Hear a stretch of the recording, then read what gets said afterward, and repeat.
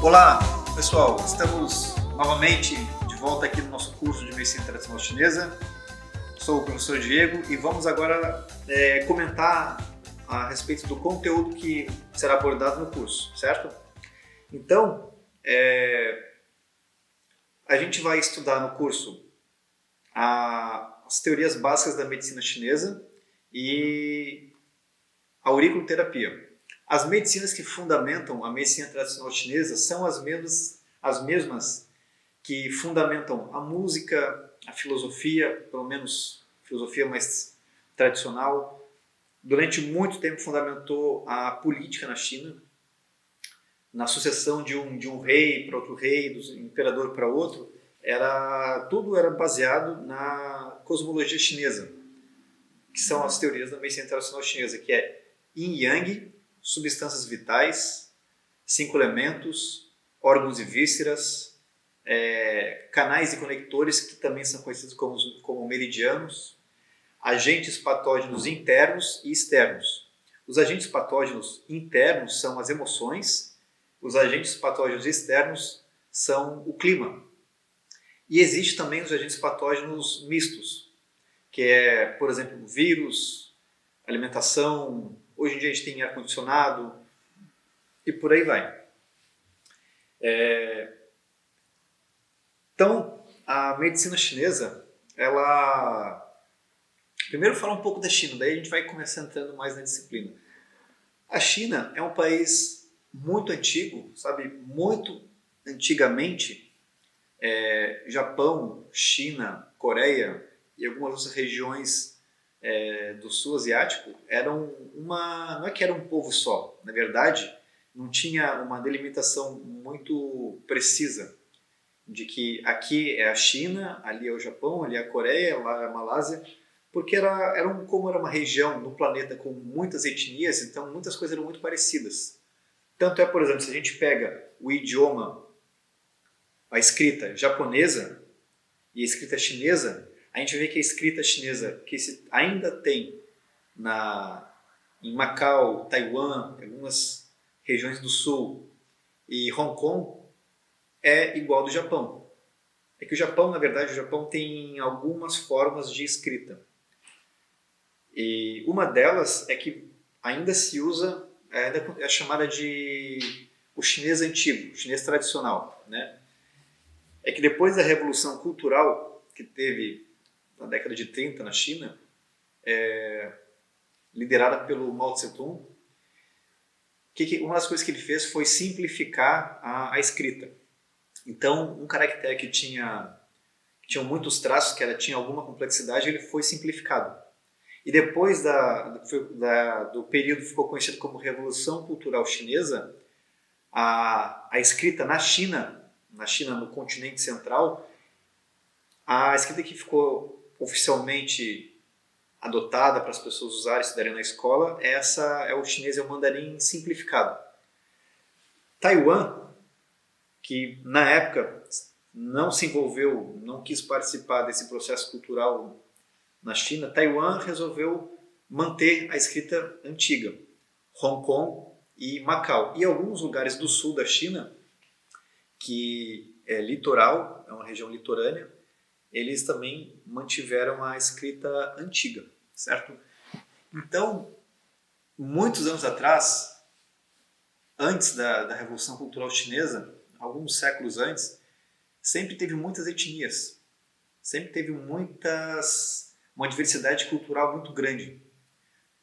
Tanto é que na China, ainda hoje em dia, cada província tem uma culinária diferente, tem um dialeto próprio daquela província e às vezes vilarejos pequenos ainda, mais isolados, com uma estrutura muito rural ainda tem o próprio dialeto daquele vilarejo, certo? Então, assim, culinária, dialeto, roupa, gíria, expressões, plantas, algumas espécies de animais, de pássaros, ainda assim dá para ver que é muito restrito a certas regiões da China. A China, por ser um país muito grande, um continente que foi... quando Mao Tse-tung ele fez o que eles chamam lá na China da unificação do povo chinês. O que foi unificado, o que foi chamado de China, né, é um continente muito grande. Tem muitas pessoas, muita gente naquele continente, certo? Então, como a China é um país muito grande, muito populoso, certo? Ainda se fala, ainda a diversidade cultural lá é muito grande. E o que acontece, assim, que se tem escrito nos livros de história, é que na China, assim, a etnia Han eles chamam de etnia do chinês puro. Só que o povo Han, na verdade, é um povo que antigamente, quando tinha ainda muitas etnias, ele foi acabando conquistando, e aquela etnia conquistada acabou sendo diluída dentro da cultura Han. E daí que o povo Han foi ficando muito grande, muito forte lá na China. Então daí que eles dizem que a etnia Han é o chinês puro. Mas na China ainda existe muita diversidade étnica, certo? Tem os chineses muçulmanos, tem vários tipos de chineses lá na China. Mas oficialmente a gente tem a terra central da China, certo? O continente central, que fala mandarim, e para o sul se fala cantonês, que é diferente. O mandarim ele é falado no continente inteiro, certo? E é ensinado nas províncias do sul e em Taiwan. Mas o mandarim de Taiwan é um pouco diferente do chinês, do mandarim do continente central da China. Então, assim, oficialmente se falam 2 dialetos oficiais na China, além dos dialetos das províncias, que é o mandarim, no continente central, e o cantonês, que é no sul, Hong Kong e Macau, né, que se fala cantonês. É bem diferente. O chinês, o mandarim, tem 4 tons e o cantonês tem 8 tons na pronúncia, né? Então, essa é o que acontece hoje em dia na China. E por conta dessa diferença étnica, e que tem a ver com a região, com o clima, isso acabou influenciando a forma da medicina, do sistema terapêutico chinês se desenvolver. Por exemplo, no norte, é uma província muito... Uma província não, eles têm muitas províncias, uma região muito fria. Bem lá para o norte, da capital Beijing, que é para o norte para cima, é bem frio. A China inteira, da metade do continente para cima, é bem frio quando é inverno, muito frio. Então, a moxa ela acabou tendo mais desenvoltura nessa região. Né? Na literatura, a gente vai encontrar dizendo que a moxa, que é feita da artemisia, que é uma ferramenta que a gente tem na medicina tradicional chinesa, e ela funciona com fogo, com brasa, certo? Na literatura, a gente acha que ela foi desenvolvida, foi criada no norte, pela necessidade de expulsar o frio do corpo do ser humano. A massoterapia chinesa, que é a Tuiná Amo, na literatura a gente vai achar que ela foi bem desenvolvida no centro da China, que era uma região com uma característica mais agropecuária, mais agricultura. Muita plantação, cultivo de gado, certo? E, além disso, a China, por ter uma diferença muito grande de uma região para outra, certo? Isso acabou influenciando toda a prática terapêutica, medicinal e até literária, costume das pessoas. Na China, a gente acha de tanto regiões muito frias, regiões muito quentes, regiões muito montanhosas, regiões de planície. Então, a gente tem de tudo por lá. Então, é um povo que, por ter assim, uma bagagem de vida, de maneira de se relacionar com a natureza bem diversa, certo? É um povo que tem muito a ensinar pra gente. Então, contar assim, coisas que eu passei lá na China. Eu estive na China há uns 15 anos atrás, e eu morei lá por 2 anos e meio. Eu morava na região mais central da China, e o dialeto, o mandarim que se falava lá, na minha província, ele era considerado como se fosse um dialeto meio caipira, um chinês, assim, um mandarim meio caipira, que é diferente do mandarim de Beijing, né, ou Pequim, que é a maneira que se fala aqui no Ocidente. E aí, como, enfim, o primeiro contato que eu tive com o mandarim foi estando lá na China, né? Antes eu não sabia nada, não falava nada. E lá, aprender do zero foi puxado. Mas eu lembro como eu tinha esse primeiro referencial do norte, que é do centro para cima, de mais ou menos onde eu morava, às vezes que eu fui para o sul era muito difícil, assim, com o pouco mandarim que eu já falava, era muito difícil porque a influência do sotaque do cantonês e o sotaque do sul no mandarim do povo do sul da China era muito forte. Então teve uma situação que uma vez eu fui num restaurante, eu estava lá, fui num restaurante, aí eu tinha já uns pratos anotados num caderninho, uma caderneta de bolso. E eu achava na minha inocência lá que todo mundo sabia que ia ter em qualquer restaurante, mas não tinha. Não tinha, tinham coisas parecidas, mas o que eu tinha anotado ali e a forma que eu tinha de falar os pratos, não tinha. Aí uma hora eu me vi assim, a minha mesa cercada pelo cozinheiro, 3 garçonetes, o cara do caixa e mais um cliente deles querendo entender o que eu estava querendo dizer. Aí até que depois de muito esforço, eles, tá, ele quer comer arroz com tofu.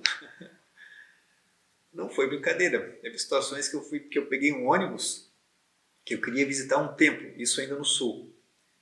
E o motorista não entendeu o que eu estava querendo dizer. Aí o ônibus deu uma volta e deu 2 voltas e eu comecei a ficar nervoso.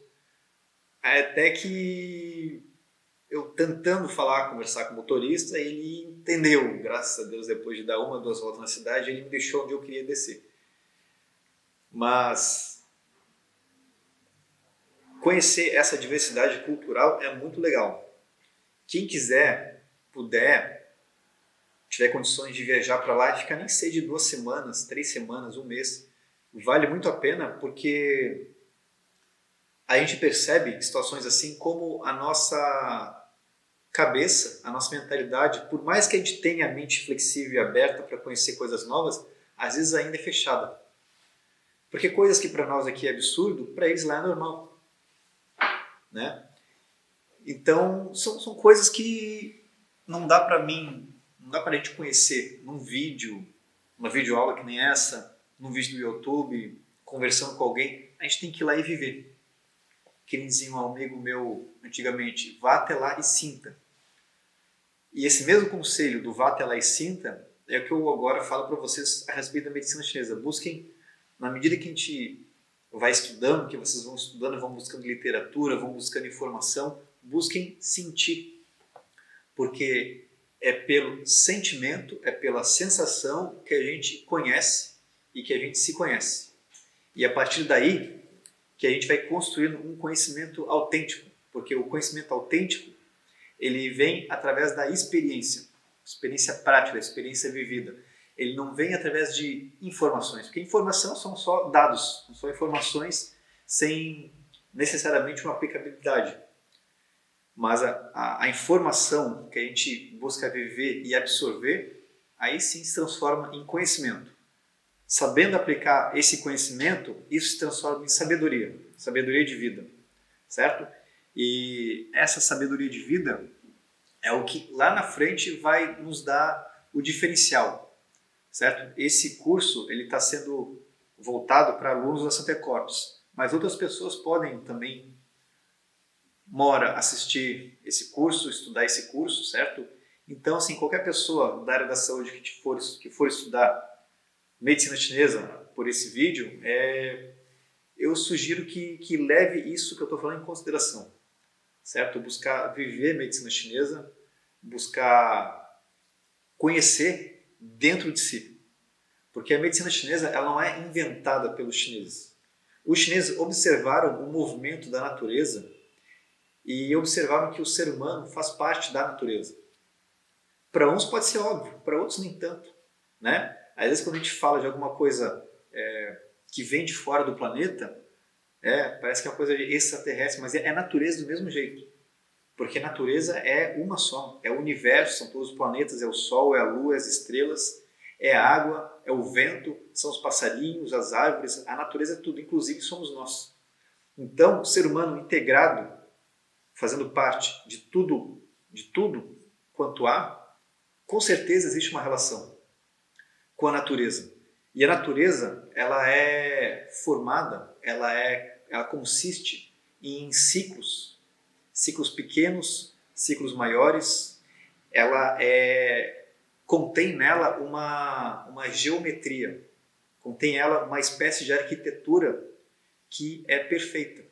A gente vê isso tanto macroscopicamente, a gente observando tudo, como essas coisas se encaixam, microscopicamente, se a gente pegar a molécula de uma água e pegar uma água e deixar ela sob a influência de um som, de uma vibração, de uma palavra, de uma música diferente, e depois pegar a água, congelar e ver que formato ficou a molécula dela, a gente se impressiona.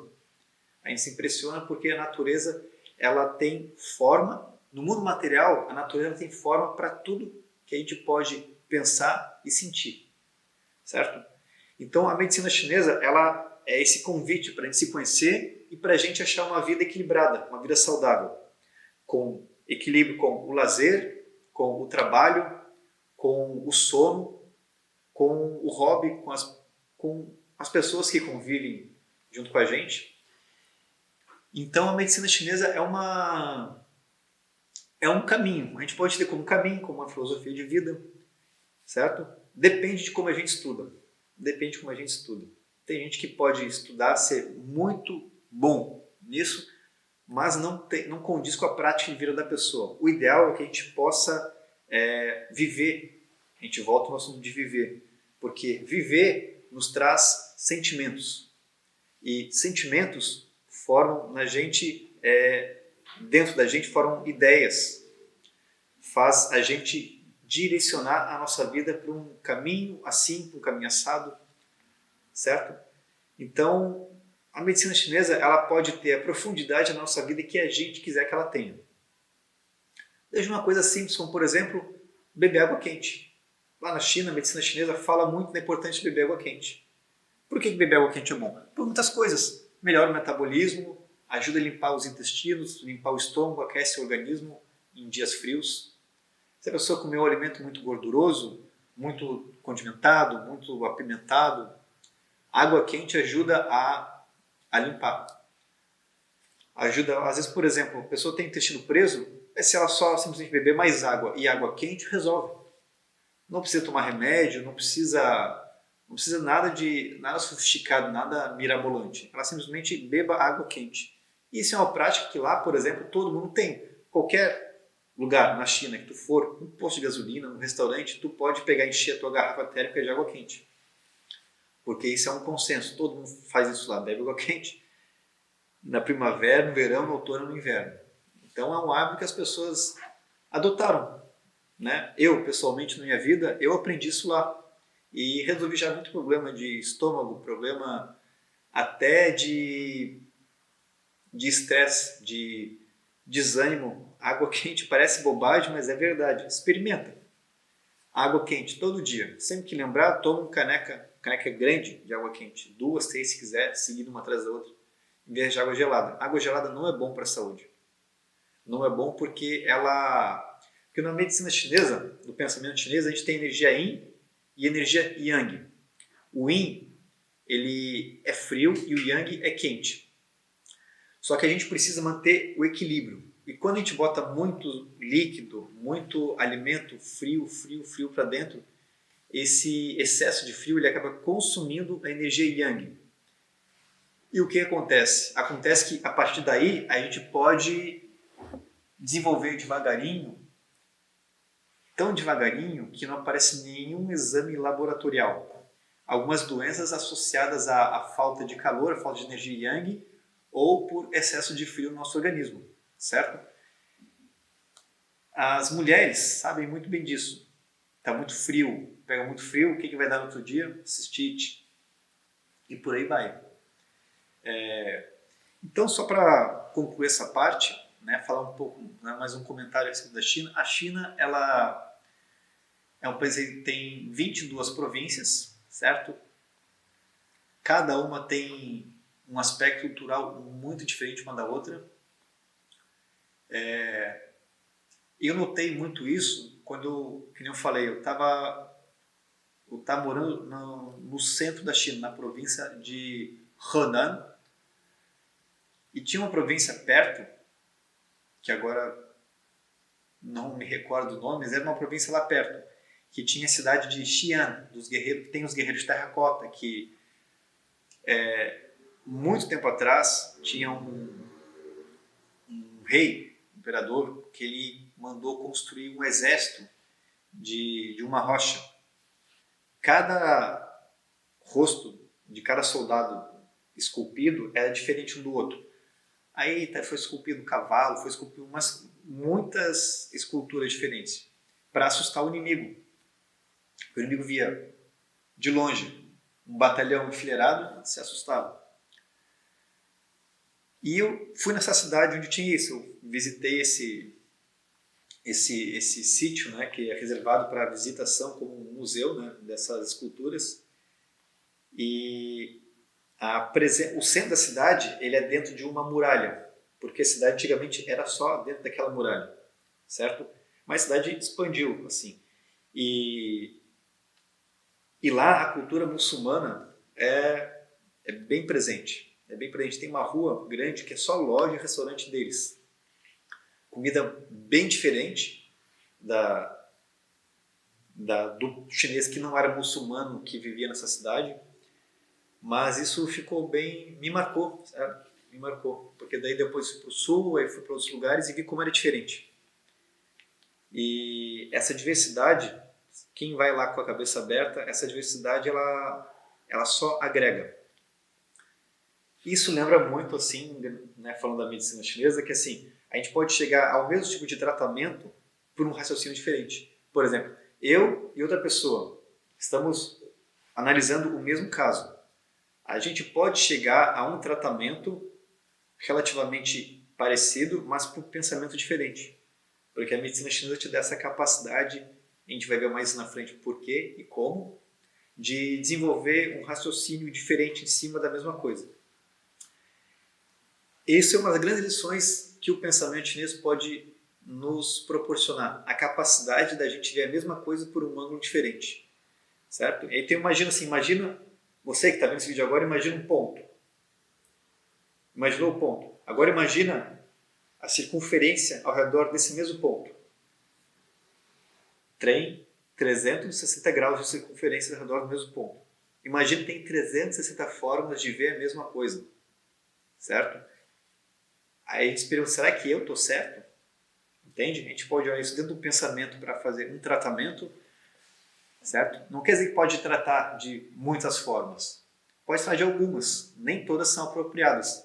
Mas a ideia disso que eu estou falando é a nossa capacidade de flexibilizar a nossa mente e achar de que está certo em tudo, parar de achar que está certo em tudo, né? Então a medicina chinesa ela nos dá isso, ela nos dá flexibilidade e nos convida a estudar mais e cada vez mais. Então, pessoal, vamos nos encontrar daqui a pouco na nossa próxima videoaula, onde vamos falar um pouco mais da cultura desse povo. Muito obrigado. 再见.